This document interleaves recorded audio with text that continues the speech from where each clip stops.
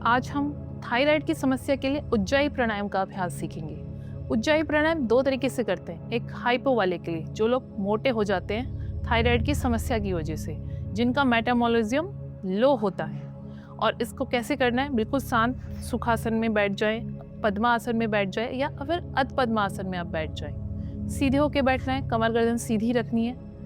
आपने धीरे से श्वास ली, श्वास को छोड़ा, चिन लॉक किया और कंठ को संकुचित करते हुए श्वास को अंदर खींचा। उसके बाद धीरे से चेहरे को ऊपर किया और धीरे धीरे नासिका से श्वास को बाहर जाने दिया। अब मैं आपको एक बार करके दिखाती हूँ, आप देखिए।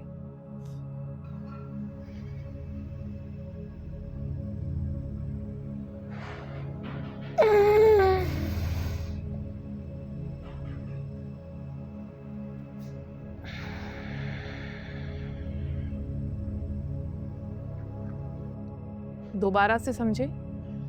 हाइपो वालों के लिए, मेटाबॉलिज्म वालों के लिए आपने श्वास ली, श्वास को बाहर छोड़ा पूरा।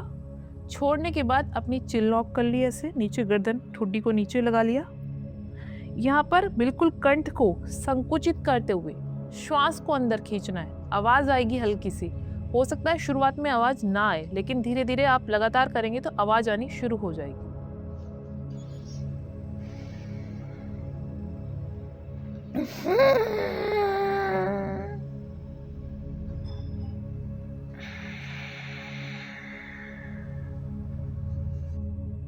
फिर चेहरा ऊपर कर कर श्वास को बाहर निकाल देंगे। ये हुआ हाइपो वाले के लिए दीर्घकालीन उज्जाई प्राणायाम। अब करेंगे हाइपर वालों के लिए, यानी लघु उज्जाई प्राणायाम, जो लोग थायराइड की वजह से पतले हो जाते हैं। देखिए कैसे करेंगे। आपने श्वास ली, श्वास को छोड़ा और कंठ को अंदर से टाइट करते हुए, संकुचित करते हुए श्वास को अंदर खींचा।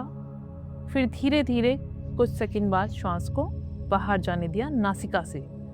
आप एक बार देखिए कैसे करना है। आपने श्वास ली,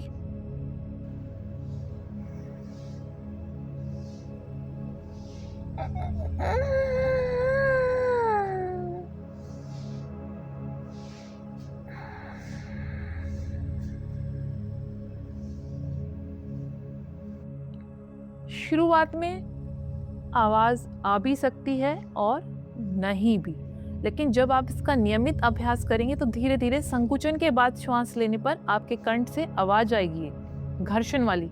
ऐसा लगेगा कि श्वास कंठ में लगते हुए जा रही है, घर्षण करते हुए जा रही है। लघु उज्जाई प्राणायाम का अभ्यास एक बार और समझ लीजिए ध्यान से। आपने श्वास ली,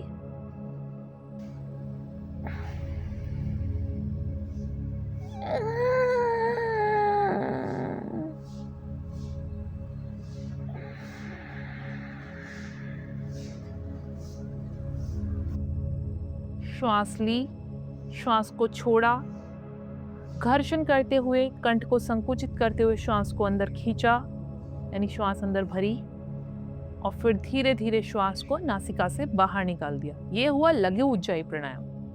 दीर्घकालीन उज्जाई प्राणायाम और लघु उज्जाई प्राणायाम दोनों में सिर्फ एक ही अंतर है कि दीर्घकालीन लघु उज्जाई प्राणायाम में आप जलांधर बंद लगाकर अभ्यास करेंगे और लघु उज्जाई प्राणायाम में आप जलांधर बंद नहीं लगाएंगे, यानी ठुड्डी को कंठकूप से नहीं लगाएंगे। उज्जाई प्राणायाम करने से केवल आपका थायराइड ही सही नहीं होता है, आपके वाक कोष्ठक, यानी जो हमारी बोलने की क्षमता का जो यंत्र है वो बहुत सुधर जाता है। कुछ लोगों को आपने देखा होगा कि टॉन्सिल की समस्या होती है, बच्चों में ये खासकर बहुत ज़्यादा होती है, उनकी ये प्रॉब्लम सही हो जाती है। वाणी एकदम शुद्ध हो जाती है, कैल्शियम की समस्या ठीक हो जाती है और आपका विशुद्धि चक्र सक्रिय होने लगता है, यानी कंठ सक्रिय होएगा, कंठ स्वस्थ होगा तो विशुद्धि चक्र भी आपका सक्रिय हो जाएगा, उसमें संतुलन आने लगेगा।